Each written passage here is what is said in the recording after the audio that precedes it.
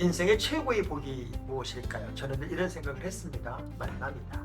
좋은 사람 하나를 만나면 그 사람의 인생이 바뀔 수도 있다. 여러분, 오늘 제가 여러분에게 특별한 분 한 분을 소개하려고 합니다. 이분을 만나면 에너지가 생깁니다. 기분이 좋아집니다. 행복이 있고요. 무궁무진한 정보가 나옵니다. 누구냐고요? 궁금하시죠? 이강근 목사님이십니다. 안녕하십니까, 목사님? 네, 안녕하세요, 목사님. 야, 제가요. 예. 늘 기독교 방송이나 또 일반 방송을 통해서 우리 이강근 목사님을 만날 때마다 저분의 그 삶의 스토리를 좀 한번 듣고 싶다 하는 그런 욕심이 저에게 있었거든요. 네. 목사님, 이강근은 누굴까요? 정지에 빠진 사람이고 아. 별칭이 성지맨이에요.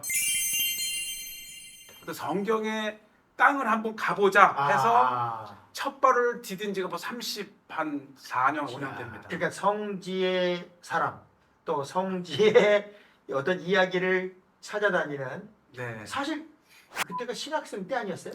그때는 대학 졸업하자마자 신학하기 전에 어. 정말 성지를 한번 가고 싶어서 어. 뭐 과외하고 아르바이트 한 걸로 해서 일단 배낭여행을 24살 때인 89년도에 갔습니다. 이미- 그럼 신학을 몇 살 때부터 하신 거예요? 그러니까 이제 신학이 95년도에 장로의 신학대학교 신대원을 입학했으니까요. 30대 초? 아니 근데 목사님, 저는 지금도 그런 네. 두려움이 있거든요. 특히 안 가본 나라를 갈 때는 이 언어에 대한 두려움이 제일 많았거든요. 근데 어떻게 그 이스라엘 갈 때만 해도 영어가 됐어요? 제가 외국어를 선택이었을 때 저는 영어가 안 돼서 일본어를 선택해서 대학을 들어갈 정도로 언어가 안 됐는데 대학 졸업 맞고 취직 시험 볼 때 영어를 잘해야 된다 그래서 군대에 있을 때 이 뭐 지금도 뭐 버케브러리라든지 그렇죠, 하여튼 그렇죠. 영어 책을 군대에 있을 때 제가 상황병을 많이 하는 보충돼 있어서 정말 공부를 많이 했어요. 이게 대화가 된다는 게 쉽지가 않잖아요. 아무리 한국에서 공부를 열심히 했어도. 정말 몇 년을 달고 살았어요. 제대하고도 답사 여행 갔다 와서도 그렇게 하다가 보니까 결국은 대학 졸업 먹고 대학원을 영어로 하는 대학원을 갔어요. 그 정도로 어려웠지만 이제 영어는 궤도를 오를 수 있도록 자, 하면 여러분은요 지금 내가 무엇을 꿈꾸면 그 꿈을 이루기 위해서 목숨 거는 특별한 한 분을 만나고 있는 겁니다. 사실 이제 우리 목사님이시지만 국가적인 행사를 위해서 이스라엘에 오는 팀들을 또 책임을 지기도 하고, 그죠? 이스라엘 정부장 학생으로 키운 또 이스라엘 전문가라 한국에서 이스라엘에 오는 고위직들 정통으로 네가 설명을 했으면 좋겠다. 이스라엘 정책을 공부했으니까 그 다음에 2009년에 시몬 페레스 대통령이 처음 한국 방문할 때 에어포스 원을 타고 왔어요. 그래서 뭐 그때 청와대도부터 이스라엘 측 인사로 이 어드바이저로 다녔고 그걸 우리 목사님 하셨다고요? 예. 주로 한국에서는 어떤 얘기 주로 일을 많이 하세요? 한국에서 오시면. 제가 이 팔방미라는 얘기를 듣는데 일단 목사니까 성경 얘기를 듣고 싶어하고 그다음에 창업 이 21세기의 가장 경쟁력 있는 경제 시스템이 이스라엘이니까 창업 얘기를 듣고 싶어하고 또 제가 정치학을 했으니까 이 각 정당에서는 이스라엘 정당 시스템 듣고 싶어하고 그다음에 이스라엘의 교육도 듣고 싶어요, 그냥 교육. 당연하죠. 교육. 이스라엘 교육을 잠깐만 좀 설명해 주신다면 하나 임팩트. 그러니까 제가 이제 한국인이고 애들이 한국에서 한국어로 이렇게 하다가 처음 유치원을 갈 때 제가 전화해가지고 이제 히브리 알파벳을 막 공부를 시켜서 얘네들은 낯설니까 근데 이제 2년 후에 초등학교에 가면 기억 니은서부터 예를 들어 우리 주치면 할 텐데 지금 그거를 미리 가르쳐 주면 선생님이 교육 그 수업 시간에 할 때 얘가 미리 알기 때문에 딴짓 흥미를 한다고? 줬다. 지금 얘는 일단은 이 친구들하고 어울리는 게 중요하다. 공부가 중요한 게 아니다. 그러니까 제가 두 아이를 유치원서부터 고등학교까지 교육을 시키면서 학부모회에 참석하고 그걸 보면서 왜 유대인은 저렇게 창의력이 강할까? 그럼 그거는 우리 아이들의 삶 속에서 한국에서 그렇게 강조하는 것은 얘네들은 별로 공부에 호기심을 갖게 하는 게 중요한 것이지 지금 앉혀놓고 이걸 다 입력시킨다고 해서 우린 이게 이 내신 성적으로 중요하다 생각하면 이런 거면 안 돼요. 우리나라 같으면 어림도 없는 얘기네. 아, 그럼요. 그러니까 한국은 대학 입학이라고 하는 곳에 모든 게 맞춰져 있고 대학에 못 들어가면 실패했다고 생각을 그렇죠. 해요. 그런데 이스라엘은 그래도 좋은 대학 못 들어가. 예, 이스라엘은 아예 대학 생각도 우리 애들 지금 졸업한 지 3, 4년 된 대학 갈 생각을 안 해요. 예를 들어서 이게 이제 자랑 같지만 제 딸은 예루살렘의 엑셀런트 하이스쿨 영재학교 수석 졸업을 했어요. 얘는 지금도 학교 어디 넣기만 하면 히브리대 법대도 넣기만 하면 붙습니다. 안 가요. 왜냐하면 이스라엘의 아이들은 고등학교 졸업하면 전원 입대야. 그렇지. 그냥 고등학교 교육 자체가 대학에 맞춰져 있지 않아요. 군대에 맞춰져 있고 군대도 네가 미래에 하고 싶은 직업과 연관해서 선택이 주어져요. 컴퓨터 뭐 이런 거 다. 의대면 이미 이제 그러니까 있죠. 예, 짜로. 그러니까 아이들이 이미 대학이라고 하는 그 간판 졸업장을 넘어선 미래를 보면서 이미 군대에서부터 생각을 해서 적성에 맞는 걸 찾아 나가요. 그러니까 지금 왜 필요성도 느끼지 못하는데 대학을 가야 되느냐? 우리 애들 안 가요. 제 대학을 이번에 했는데 또 얘는 또 안 간대. 그래서 제가 그거를 저는 한국 생각을 하고 얘기하지만 얘네들은 이미 유치원부터 이 유대인 마인드라 괜히 말 잘못하면 제가 아버지는 아예 진짜 얘기할 때 안 먹혀요. 그렇지. 그러니까 이스라엘의 교육 시스템을 보면 21세기에 내가 살아온 경험으로 얘네들은 살아가는 게 아니고 얘네들은 나도 미처 따라가지 못할 이 아주 발빠르게 변하는 이 세상에 맞춰 살려면 얘네들이 보는 눈높이에. 그 엄마들이 이스라엘 교육에 관한 얘기는 굉장히 많이 하잖아요. 그리고 또 그 교육을 배우고 싶다고 얘기하기도 하고. 근데 실제로 이런 얘기를 하면 우리가 안 맞아. 이렇게 분명히 이렇게 할 거란 말이에요. 이건 제가 우리 흉을 좀 보겠습니다. 이스라엘의 유학원, 선교사, 전도사, 목사들이 90%가 영어학교를. 그럼 이스라엘에서 영어 안 가르쳐요? 영어 가르치죠.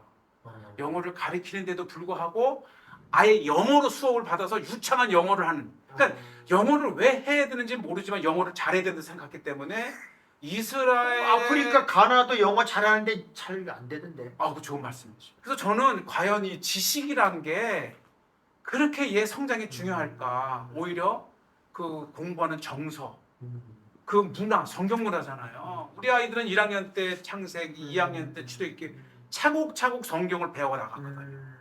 예를 들어서 우리가 6월절을 맞이하고 7.7절을 맞이하고 국가 공휴일을 맞이하고 안식일을 맞이하는데 영어 학교는 대부분 아랍 지역에서 해요. 그러니까 얘네들은 사는 땅은 유대인 지역에 집을 얻고 살면서 돌아가는 걸 몰라.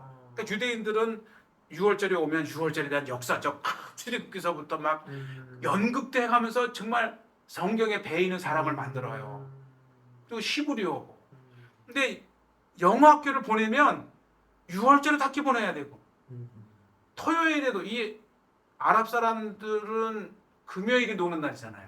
이렇게 지나고 나서 보면 유대인 교육 시스템 아까 말한 그 한국인들이 자기 자녀는 영어학교를 보내도 그렇죠. 한국에 와서는 또 이스라엘 교육의 장점을 얘기하는 게 이게 사실 우리가 이제 교육이라고 하는 거는 뭐 오늘 뭘 했기 때문에 내일 갑자기 뭐 빵 타지 되는 게 아니잖아요. 잘 심고 잘 거두는 작업인데 스스로 하는 공부와 만들어진 공부가 분명히 다르잖아요. 그래서 그 이스라엘의 그 두 자녀를 기르면서 우리 목사님이 참 배짱이 좋았다. 거꾸로 보면 배짱도 좋았고 또 믿음도 한편에 좋았다는 생각이 들고 목사님 책 많이 쓰셨어요? 한 대여섯 권을 내긴 했는데 그건 이제 40대 때 있지. 제일 그 좀 추천하고 싶은 책이 뭐가 있어요? 뭐 몇 권 쓰곤 했지만은 정말 제 꿈은 이 주석책을 쓰고 싶은 거예요. 현장. 이 글에서 글로 온 주석책은 도서관에 많이 있지만 현장에 제가 경험한 다양한 그림으로 그거를 좀 이렇게 그 주석책을 쓰고 싶은데 이제 하나님께서 언젠가는 이렇게 책상에 오래 앉을 수 있는 책상에 오래 앉아있지 말고요. 여기서 강의를 하세요. 그러면 좋지. 사람들 보니까 강의하고 그거 누가 다 이렇게 오히려 그렇죠. 그게 낫지. 목사님은 내가 보니까 이스라엘맨 그다음에 그 성지의 땅 이스라엘을 아주 곳곳에 다 뒤지고 다니잖아요. 그렇죠. 실제적으로 그 제가 C 채널 보니까 성지가 좋다가 지금 한 374회? 그렇죠. 이제 거의 편집은 380회 넘게 해놨죠. 그러니까 그 긴 거를 목사님이 찍었어요? 누가 찍어줬어요? 이제 처음에는 이제 실천을 PD와 카메라만이 찍었어요. 근데 이게 그냥 아마 특집 정도 생각했는 것 같아요. 근데 알다시피 성경책의 두께를 보나 그 성경의 땅에 그 지역으로만 이게 쉽게 끝날 것 같지 않고 또 마침 반응이 좋았어요. 저도 좋아하는 걸요. 저도 그거 다 봤어요. 그래서 좀 해라 하다가 이제 1년이 되고 2년이 되고 하다가 이제 처음에 얼마 후에는 제가 찍어다가 주면 좌담에 보여질 거는 이제 PD들이 제작 다 편집을 했는데 그런데 이제 코로나가 터지면서 심지어 3년 넘게 처음에 DHL로 찍어 보냈는데 이게 또 DHL도 원전치 않아가지고 결국은 제가 이제 어설프지만 지금은 이제 배달당이죠. 편집까지 해서 보내주면 이제 전문 PD가 다듬고 그리고 이제 오케이 되면 제가 이제 거기에 더빙을 또 이스라엘에서 이렇게 핸드폰에 더빙을 해서 보내면 이제 그거를 이제 이렇게 입히는 거죠. 그렇게 해서 이제 거의 만 8년을 끌어온 제가 거죠. 그 사실은 목사님 저도 그런데 관심이 많으니까. 그러세요. 그래서 이제 계속 이제 보면서 거기 현지인들과 이렇게 잘 커뮤니케이션이 돼서 그렇죠. 못 들어갈 때도 들어가고 그 이강근 목사님만 할 수 있는 그런 일들이 참 많이 있더라고요. 자, 그러면 왜 아까 서두에도 말씀을 했지만 왜 이렇게 성서 지리를 연구하는데 꽂힌 거예요? 이 성경에는요, 이 글자로 읽는 그 너머의 세계가 정말 무한합니다.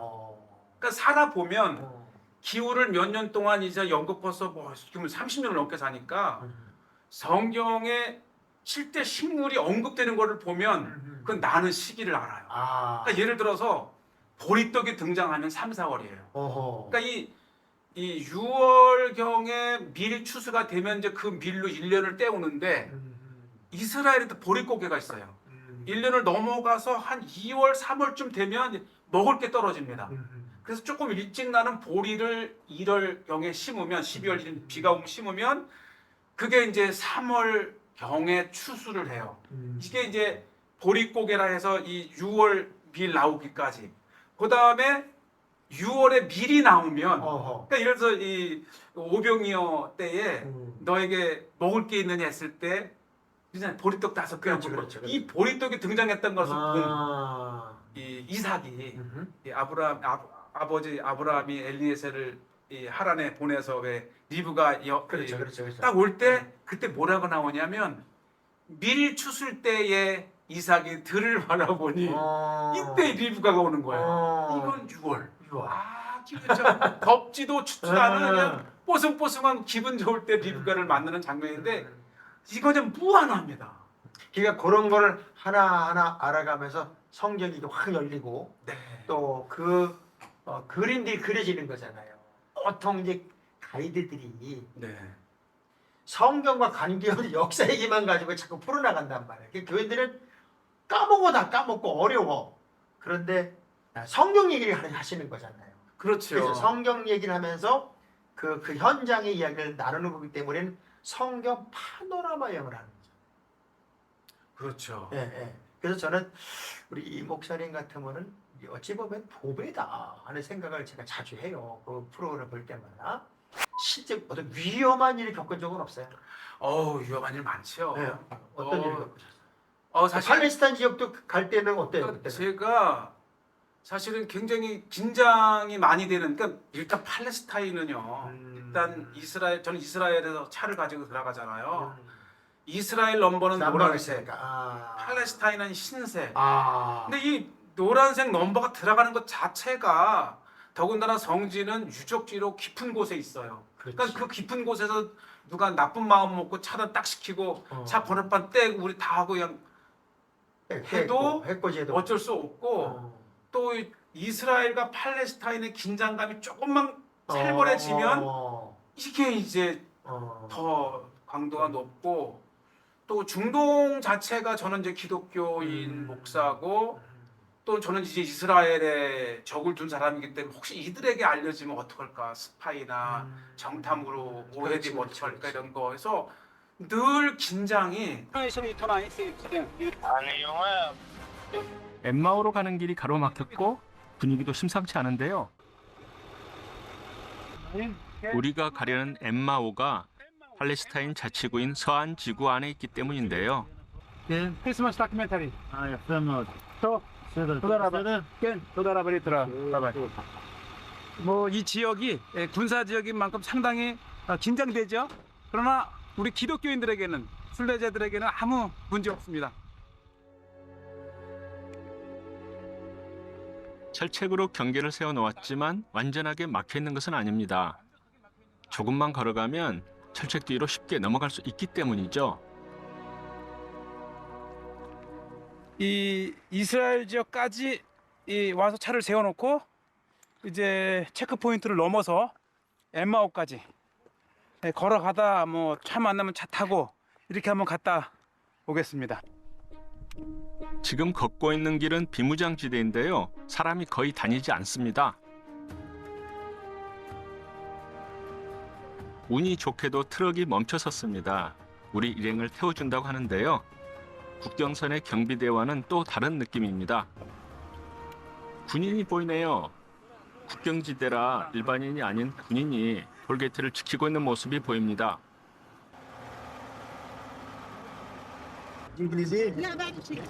가자지구의 치열한 분쟁과는 달리 서안지구는 그나마 평온해 보입니다. 드디어 예루살렘에서 약 10km 떨어진 엠마오 기념교에 도착했습니다. 아니 근데 원래 시골 이런 데를 이렇게 다니려면 사실은 영어만 가지고 안 되잖아요. 그게 이제 저의 장점일 수도 있어요. 저는 이스라엘에는 예루살렘의 인구의 절반이 유대인과 아랍인이거든요. 그러니까 히브리어는 유대인들을 만났을 때 굉장히 디테일한 인터뷰를 잡아낼 수가 있고 아랍 지역에서는 일단 어느 정도 아랍어를 해주면 이게 초짜는 아니거든요. 그러니까 그게 너무너무 감사해요. 저는 아랍어도 하셔요? 하죠.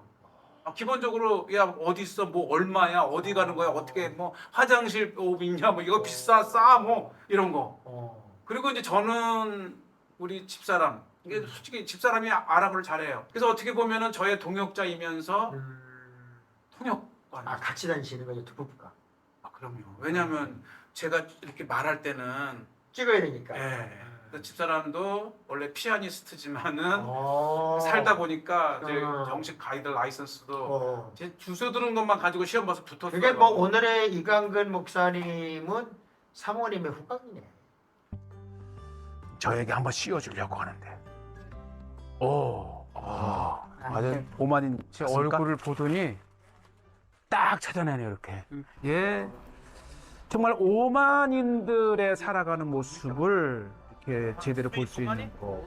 그래서 좀 더 친숙하게 이분들에게 다가가고 이분들과 같은 진생티 보여줘봐요 진짜. 예, 진짜 오만. 왜 그 집 살림은 안 하고 쓸데없는 짓 하고 다니냐고 사모님은 그랬으면. 아 저는 원래 결혼할 때부터 나랑 영란 씨 나랑 결혼하면 우리 집에 싱크대를 없애겠다. 밥 안 해도 된다. 지금 그 꿈을 이뤘죠. 야. 1년에 반은 저랑 고달프지만 이 뷰 좋은 곳에서 커피. 우리는 근데 매일이 진짜- 신혼이에요. 매일이 아니 신혼. 내가 진짜 진짜 그 맛있게 드시니까 그거 배고파서 그래요. 보면서 내가 형이랑 엄청 꼭 가야 되겠다 그런 생각이 들 정도. 근데 실제 그렇게 맛있어요? 진짜 맛있어요. 왜냐면 중동 음식이 뭐 아무것도 안 들어가잖아 그런데. 강해요. 중동은 강합니다. 왜냐하면 일단 기후 자체가 물은 부족하고 햇빛은 뜨겁고 건조하니까 자라나는 모든 식물이 최대한 뜨거운 태양 아래서 습기의 그 증발을 막아야 되니까 그래서 과일이 달아요. 그리고 그래서 향이 강해요. 그래서 이 인류 최대의 향의 생산지는 중동입니다. 음. 그러니까 모든 게 꿀도 달고 티를 마셔도 민트가 확 오고 프랑키센시스 유향 어허. 강하고, 그러니까 이 중동은 정말 강한 땅, 맛이 강하고 향이 강하고. 그래서 이 아랍에는 나이 때 천막 치고도 밤새 커피 차 마시면서 뭐 달달한 거 먹으면서 밤을 새도 지루하지 않는 유목 문화가 발달될 수밖에 없는 게, 그래서 이 중동 음식을 제대로 경험을 하면 또 영향이 많아요. 그럼 이스라엘에서는 뭘 먹어야 지금 잘 먹는 거예요? 일단은 양고기인 것 같고요. 아, 양고기. 근데 우리 한국 분들은 양고기가 냄새 난다고 생각해요, 자꾸. 그러니까 어. 향이 안 맞을 걸 생각하는데 어. 정말 맛있어요. 어. 구운 거는 이 구운 거가 그게 숯에 구우면 고기 맛도 고기 맛있지만 그 숯불에 구운 거 이거 보통 정성이 넘지 그렇죠, 않거든요. 그렇죠. 그럼 거기에 보면 우술초가 필수입니다. 오. 그러니까 어딘가에 우술초가 들어간 음식이 있고, 오. 그 다음에 이제 성지에 솔로몬의 식탁에 올랐던 7대 식물이 대부분 다 있어요. 올리브 기름 얼마나 좋아요. 그렇죠. 제가 일부러 우리 이 목사님의 그 이스라엘 여정을 계속 봅니다. 그런데 감사합니다. 계속 보면서 이런 환경에 있었구나 하는 걸 제가 이제 감을 잡고 있는데, 이 시청하는 분들한테 왜 성지순례를 가야 되는지, 성지순례를 하면 왜 좋은지, 그것에 대해 또 우리 혹 못 가는 분이 있으면 왜 이강근 박사의 성지가 좋다를 봐야 되는지, 그 이유 한번 설명해 주세요. 일단은 이제 우리가 예수 그리스도를 구주로 믿고 예수님에 대한 관심이 있잖아요. 근데 우리나라에서도 예를 들어 좀 유명한 사람이 생기면 그 생가가 방문하거든요. 그럼요. 네. 누구의 생가. 그렇지. 그러니까 그 생가를 간다고 하는 것은 그분이 어린 시절 보냈던 그 자연 환경을 보면서 조금 더 그분을 가까이 느끼고, 이러한 환경에서 결국은 이러한 인물이 될 수 있었구나라는 것을 볼 수 있잖아요. 그렇죠. 하물며 이 중동이라고 하는 지구 반대편에 있었던 이 하나님의 역사적 사실을 우리가 읽으면서 글로만 읽고 갖고는 안 되거든요. 그렇지. 비록 이 성지순례에 좀 아까 제가 말씀드렸을 제한적이긴 해도 그래도 예루살렘 땅에 가보고 그렇죠. 갈릴리 그 바다와 산들을 보고 맞아요. 예수님이 사역했을 그 환경을 보는 것만으로도, 그렇죠. 그리고 이제 우리는 보면 성지순례할 때 제가 제일 많이 받는 게 언제 가면 좋아요. 날씨 좋은 날. 근데 사실은 예수님이 뭐 날씨 좋은 봄에만 했나요? 근데 봄, 여름, 가을, 다 다르죠. 겨울 이 때마다 그냥 날씨 좋은 것만 따지고 사진 찍은 것만 따지면 무슨 말인지 4분의 3을 놓친 거예요. 그러니까 겨울은 겨울대로 성경에 뭐 이렇게 예수님이 맛이 그 다르고. 기후를 뭐 무화과 피는 꽃을 보면서 그 여름, 또 가을에 온갖 과일이 풍성한, 그러면서 너무 짓궂을 정도로 천둥번개 치는 비 오는 날, 이게 다 그때 예수님이 이렇게 뿜어내신 말씀과 메시지가 있거든요. 그래서 이런 얘기를 이강근 박사님 아니고 모든, 왜냐하면 한국의 여행을 짜거나 여행사가 추천하는 날짜들이 있어요. 일몰이 좀 여유로운 시간, 그 다음에 또 날씨가 좀 안 추운 때. 그러니까 결국 우리는 우리 목사님 말씀대로 4분의 1만 보고 다 봤다고. 놓친 거고, 이게 보면요, 우리 다른 나라도 마찬가지, 한국 사람들이 유난히 일몰과 일출에 꽂혀 있어요. 그렇지. 아니 그거 보러 오니까 해질녘이면 해질녘, 한낮이면 한낮, 또 아침이면 아니 그게 아침이요. 아니라 일몰이 빠르면 손해 본다고 생각하는 거야. 어두움의 시간이 빨리 오니까 낮 시간이 짧아져서. 아니, 어차피 5시면 다 문 닫아요. 그 이스라엘이든 그 바울의 여정이든 네.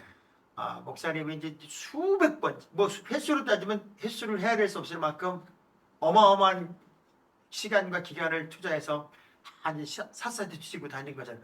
대부분 혼자도 많이 가셨죠. 저는 혼자죠. 거의 혼자 다니셨죠. 네, 저는 정말 어쩌다가 몇 번 손꼽을 정도로 이제 단체에, 그러니까 지금 이제 이스라엘 밖 얘기를 먼저 하는 거예요. 그렇죠. 이렇게 왜냐면 오늘도 많은 분들이 목사님 했던 그 비아 에그네티아 한번 같이 가고 싶어요. 뭐 소아시아, 왜냐면 터키 편도 거의 3, 40편을 만들어냈거든요. 그래서 오히려 터키에 있는 한인이 제가 본 걸 보고 이제 그제서야 가보고 이제 소개를 하고 어느 나라든지 제가 가면 가이드들이 제일 보달퍼해요. 그렇지, 그렇지. 그 코스별로만 하고 있던 거였는데 여기도 가주세요. 그 성지가 좋대 여기도 있어 여기도 있어 가지고 제일 많이 받는 전화가 거기 어디냐 식당 어디냐 뭐 그런 거. 어쨌든 성경의 땅은 은혜와 감동으로 가는 땅이에요. 그렇죠. 예. 그러면 네. 보통 이제 내가 많은 데를 다녀왔는데 여기는 진짜 지울 수가 없다, 잊을 수가 없다. 사실 박물관이 굉장히 박물관에 가면 예를 들어서 헬라를 가면은 뭐 빌립보를 가고 데살로니가를 가고 이렇게 뭐 아테네를 가는데 그 다 특징이 있어요 나라마다. 예를 들어서 이 빌립보는 굉장히 중요하지 않습니까? 유럽의 첫 성이고. 근데 이 빌립보는 좀 역사를 알아야 돼요. 거기는 이 헬라 사람들의 도시가 아니고 로마에 퇴역한 군인들이 세운 식민 도시예요. 맞아. 그래서 여기는 군사 문화가 그렇지, 익숙해요. 그래서 그렇지. 보면 빌립보서에 유난히 군사 용어가 많이 나옵니다. 경주하는 자, 뭐. 그렇지. 그러면서 거기에 이제 사도 바울이 많은 뭐 지금은 내가 너를 거울로 보는 듯 희미하게 보이나 이렇게 나올 때 왜 거울이 희미할까? 근데 박물관에 가면 아무리 청동을 닦아도 희미하게 나를 볼 뿐이지. 그렇지.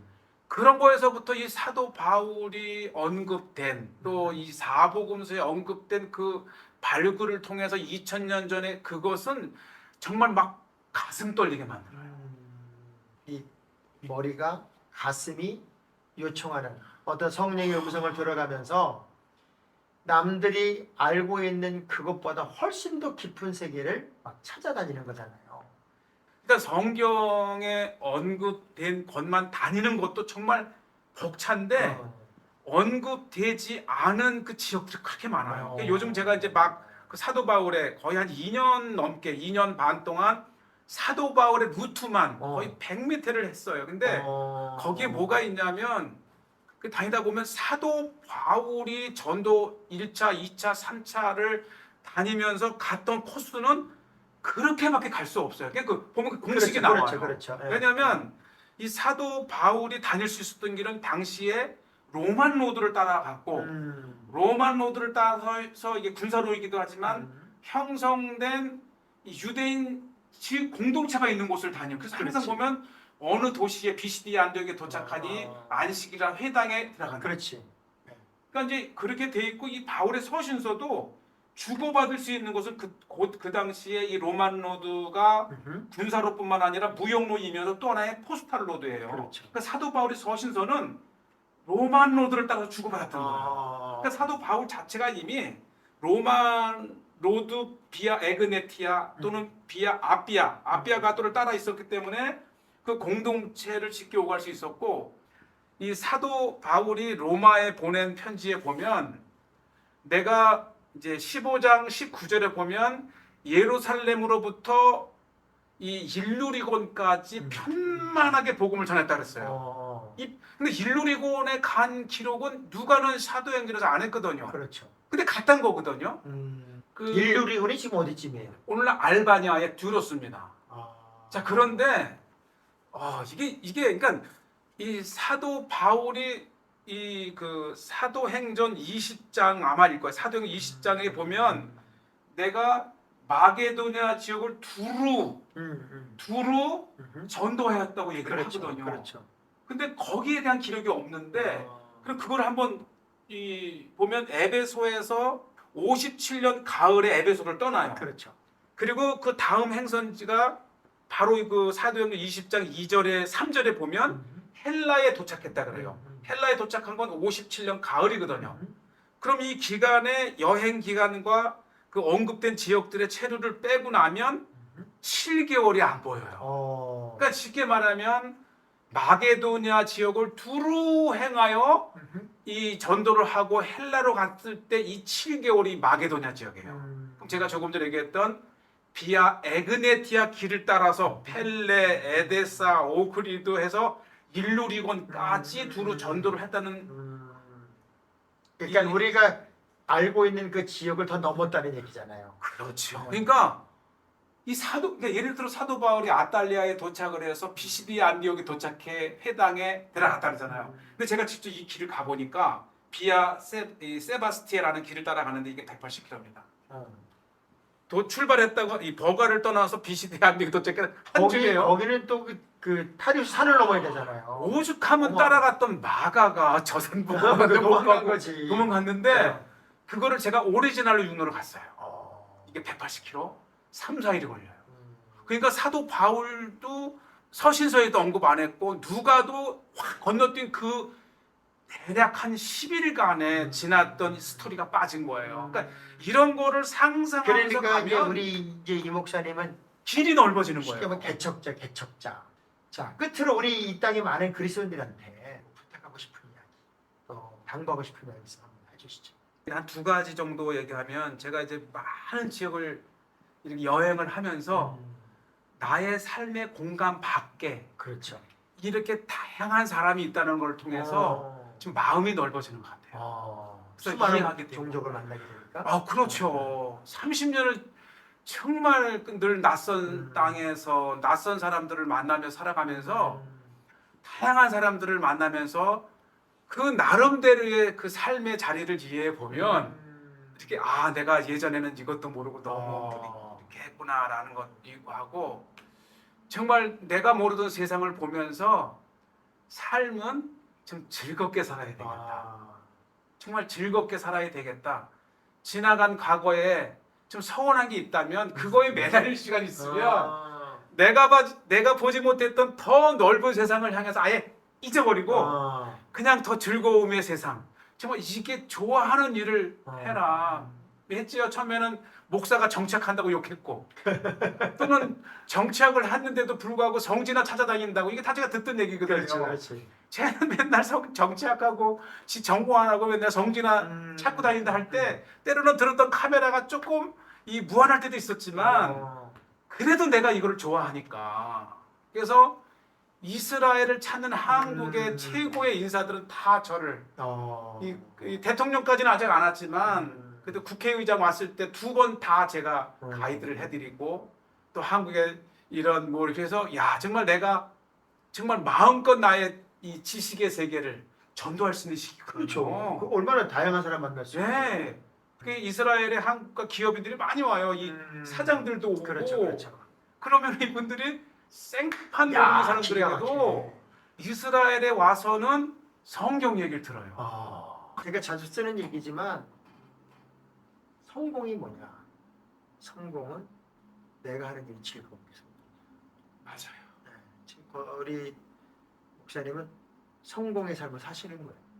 감사하죠. 그렇게 또 된다면. 그러면 앞으로도 제가 우리 목사님의 사역을 많이 응원할 거고요. 네. 또 기회가 되면 뭐 많은 사람은 아니어도 왜냐면 목사님 많이 데리고 다니기는 힘들어하니까 목사님 몇 사람만 해서 정말 구석구석을 한번 탐방해 보는 그런 프로젝트 한번 했으면 좋겠다는 생각이 들고요. 네. 여러분 우리 전도서 6장 6절에 천년의 갑절을 산다 해도 행복을 잃어버리면은 죽음으로 가는 것이다 하는 그 말씀을 기억하시자면 정말 행복한 여행자 또 행복한 말씀을 또 여행하는 파노라마 같은 삶을 사는 분이 이강별 목사님입니다. 그리고 그 응원하는 가족이 또 있어서 또 행복한 목사님구나 하는 생각을 했습니다. 우리 특별히 C채널에서 진행되고 있는 성지가 좋다 하는 프로그램 여러분 꼭 좀 보시고요. 우리 이 목사님처럼 말씀을 좀 깊이 들어가고 또 새로운 땅을 좀 찾아가고 그리고 그 은혜 가운데 살려고 노력하는 도전도 여러분 모두가 같이 나눴으면 좋겠습니다. 목사님 오늘 고맙습니다. 불러주셔서 감사합니다. 네, 너무 감사합니다. 감사합니다. 예.